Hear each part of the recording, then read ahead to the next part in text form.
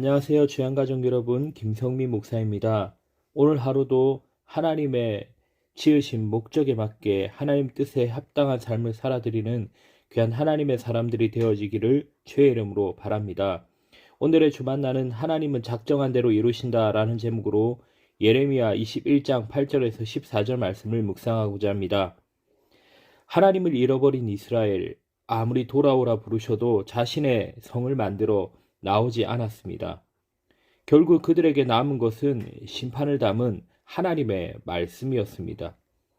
하나님께서는 예레미야를 통해 사망의 길과 생명의 길을 두었노라 라고 말씀하십니다. 사망의 길은 아무런 희망이 없습니다. 하나님이 대적이 되는 방법이기 때문입니다. 타락한 이스라엘에게는 사망의 길이 당연했지만 하나님께서는 그래도 생명을 건질 수 있는 방법을 알려주십니다. 예레미야를 통해 알려주신 생명의 길이 현대를 살아가는 우리에게 어떤 교훈을 주는지 알아보기를 원합니다. 첫째로 성읍을 떠나는 자가 삽니다. 예루살렘 성은 천연 요새입니다. 해발 800m 고지에 세워진 튼튼한 이 성읍은 당시의 전투 방법으로는 공략이 매우 힘들었습니다. 게다가 예루살렘에는 하나님의 성전이 있었고 이 나라의 수도였습니다. 이스라엘 백성들에게 예루살렘 성은 여러 방면에서 상당한 신뢰를 받고 있었습니다. 그러나 예루살렘 성은 하나님 보시기에 변질되었습니다. 이러한 이스라엘을 향한 하나님께서 내리는 평가를 살펴보면 9절 말씀에 이 성읍에 사는 자는 칼과 기근과 전염병에 죽으려니와 너희를 애워싼 갈대아인에게 나가서 항복하는 자는 살 것이나 그의 목숨은 전리품같이 되리라 라고 말씀합니다. 예루살렘에 사는 자는 칼과 기근과 전염병에 죽으리라는 말씀입니다. 예루살렘은 죄로 가득하여 이방보다 악한 성이 되었습니다. 방금 읽은 말씀은 하나님의 분노를 받은 장소, 죄로 가득한 장소에 머무는 자는 결국 죽으리라는 하나님의 경고의 메시지입니다. 목숨을 건지고 싶은 사람은 죄로 가득한 예루살렘을 떠나야 합니다. 그러나 이스라엘 사람들은 예레미야를 통해 전달된 말씀에 미동도 하지 않습니다. 사랑하는 여러분, 내가 몸담은 장소, 내가 속한 공동체, 내가 혼자 있을 때 하는 생각들을 점검하기를 바랍니다. 그곳에 하나님의 분노가 있다면 누구도 불같이 일어나는 하나님의 심판을 막을 수 없습니다. 우리의 행위대로 벌하시는 하나님께서는 우리가 모든 죄에서 떠나기를 바라시며 우리에게 계속해서 말씀하고 계십니다. 거짓과 시기와 질투와 이간질, 도둑질과 음란과 탐욕, 우상숭배와 불순종에서 분연히 떠나야 합니다. 그것이 우리가 살 수 있는 방법입니다. 둘째, 여호와의 말씀에 항복하는 자가 삽니다.